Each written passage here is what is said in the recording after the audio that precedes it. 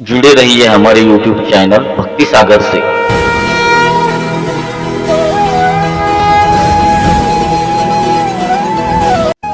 गण गण गणात बोते,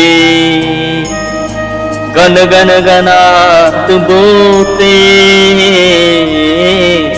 गण गण गणात बोते, गण गण गणात बोते,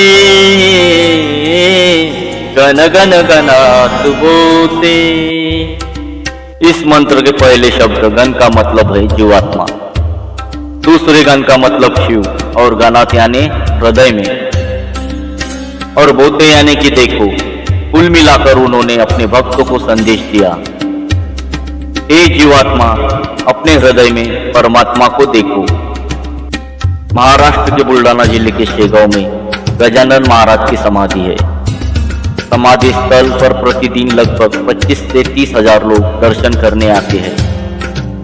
मान्यता है कि भारत में एकमात्र ऐसा समाधि स्थल है जहाँ किसी भी वीआईपी के लिए अलग से कोई व्यवस्था नहीं है। सभी को लाइन में खड़े रहकर ही दर्शन करने होंगे। शायद तभी तो वीआईपी लोग गजानन महाराज के दरबार में कम ही जाते हैं। आओ जानते हैं गजानन महाराज के बारे में 10 खास बातें। श्री संत गजानन महाराज को पहली बार शेगांव में 23 फरवरी 1878 में बंकटलाला और दामोदर नामक 2 व्यक्तियों ने देखा। एक श्वेत वर्ण का सुंदर बालक झूठी पत्तल में से चावल खाते हुए गण गण गणात बोते का उच्चारण कर रहा था। गण गण गणात बोते का उच्चारण करने के कारण ही उसका नाम गजानन पड़ा। गजानन महाराज का प्राकट्य।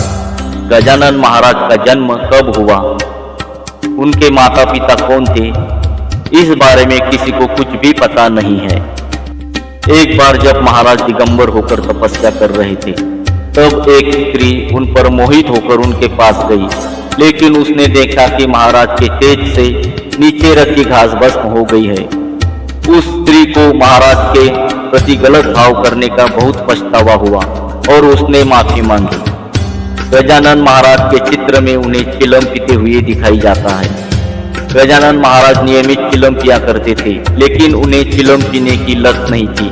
माना जाता है कि वे अपने बनारस के भक्तों को खुश करने के लिए चिलम पिया करते थे। गजानन महाराज चमत्कारी महापुरुष थे। उनके कई चमत्कार को भक्तों ने प्रत्यक्ष देखा है। एक बार महाराज आंगन कोट में भ्रमण कर रहे थे। तेज गर्मी के कारण उन्हें प्यास लगी। उन्होंने वहां से गुजर रहे भास्कर पाटिल से पानी मांगा, लेकिन उसने पानी देने से मना कर दिया। तभी महाराज को वहां कुआं दिखा जो 12 वर्षों से सूखा पड़ा था। महाराज कुएं के पास जाकर बैठ गए और ईश्वर का जाप करने लगे। जाप के तप से कुआं पानी से भर गया। इस तरह बहुत से चमत्कार उनके भक्तों के बीच प्रसिद्ध है। शेगांव के गजानन महाराज नाथ संप्रदाय के बहुत ही पहुंचे हुए दिगंबर संत थे। समाधि के करीब 1 माह पूर्व उन्होंने पंढरपुर में श्री विट्ठल के समक्ष समाधि लेने का निर्णय लिया। समाधि लेने का विचार जब उन्होंने भक्तों को बताया तो उनके भक्तों में उदासी छा गई, लेकिन उन्होंने सभी को समझाया और समाधि का दिन नियुक्त किया। गजानन महाराज ने अपना समाधि का स्थान व समय अपने सभी भक्तों को बताया और उन्हें उपस्थित रहने को कहा। वह गणेश चतुर्थी का दिन था। उस पूरे दिन महाराज बहुत प्रसन्न थे। उन्होंने अपने भक्तों से बातें की और उन्हें समझाया कि वे सदा उनके साथ रहेंगे, और अंत में बाड़ा भाऊ को अपने करीब बैठने के लिए कहा और जय गजानन कहते हुए अंतिम सांस ली। मान्यता के अनुसार 8 दिसंबर 1910 प्रातः 8 बजे उन्होंने शेगांव में समाधि ले ली। माना जाता है कि बाड़ा भाऊ की मृत्यु के उपरांत नंदुर गांव के नारायण के स्वप्न में महाराज ने दर्शन दिए और मठ की सेवा करने का आदेश दिया। जहां बाबा ने समाधि ली थी वहां आज एक विशाल मंदिर है। यह मंदिर काफी विशाल परिसर में बना है तथा महाराज की समाधि के दर्शन करने के लिए लंबी कतार लगती है। मंदिर परिसर में गजानन महाराज की प्रतिमा के अलावा समाधि स्थान, पादुका, महाराज का चिमटा, औजार, चिलम पीने का साहित्य जो आज भी गर्म रहता है। और प्राचीन हनुमान प्रतिमा मौजूद है। मंदिर में व्यवस्था काफी अच्छी रखी गई है। बहुत से सेवक अनुशासनबद्ध तरीके से मंदिर की व्यवस्था को बनाए रखने में जुटे दिखाई देते हैं। शेगांव आने के लिए मार्ग, सड़क मार्ग से भी यह भारत के लगभग सभी बड़े शहरों से जुड़ा है। रेल मार्ग, शेगांव में रेलवे स्टेशन है। मध्य रेलवे का यह railway station Mumbai Calcutta rail मार्ग से जुड़ा हुआ है।